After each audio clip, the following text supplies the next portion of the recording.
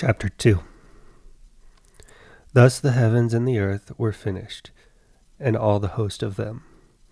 And on the seventh day God finished his work that he had done, and he rested on the seventh day from all his work that he had done. So God blessed the seventh day and made it holy, because on it God rested from all his work that he had done in creation. These are the generations of the heavens and the earth when they were created, in the day that the Lord God made the earth and the heavens. When no bush of the field was yet in the land, and no small plant of the field had yet sprung up, for the Lord God had not caused it to rain on the land, and there was no man to work the ground. And a mist was going up from the land, and was watering the whole face of the ground.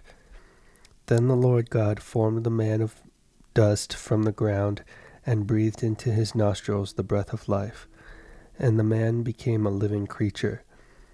And the Lord God planted a garden in Eden in the east, and there he put the man whom he had formed. And out of the ground the Lord God made to spring up every tree that is pleasant to the sight and good for food. The tree of life was in the midst of the garden, and the tree of the knowledge of good and evil. A river flowed out of Eden to water the garden, and there it divided and became 4 rivers. The name of the first is the Pishon. It is the one that flowed around the whole land of Havilah, where there is gold. And the gold of that land is good. Bdellium and onyx stone are there. The name of the second river is the Gihon. It is the one that flowed around the whole land of Cush.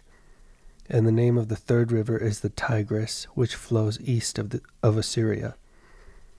And the fourth river is the Euphrates. The Lord God took the man and put him in the Garden of Eden to work it and keep it.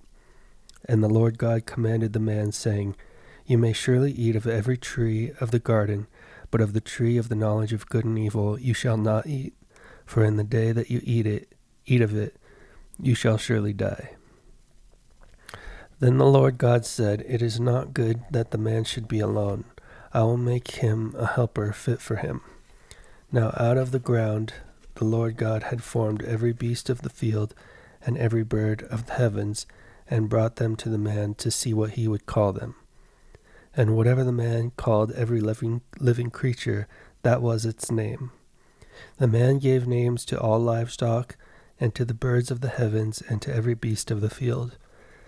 But for Adam there was not found a helper fit for him. So the Lord God caused a deep sleep to fall upon the man, and while he slept, took one of his ribs and closed up its place with flesh.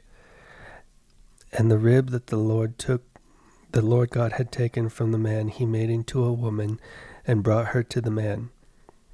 Then the man said, This at last is bone of my bones and flesh of my flesh. She shall be called woman, because she was taken out of man. Therefore a man shall leave his father and his mother, and hold fast to his wife, and they shall become one flesh. And the man and his wife were both naked, and were not ashamed.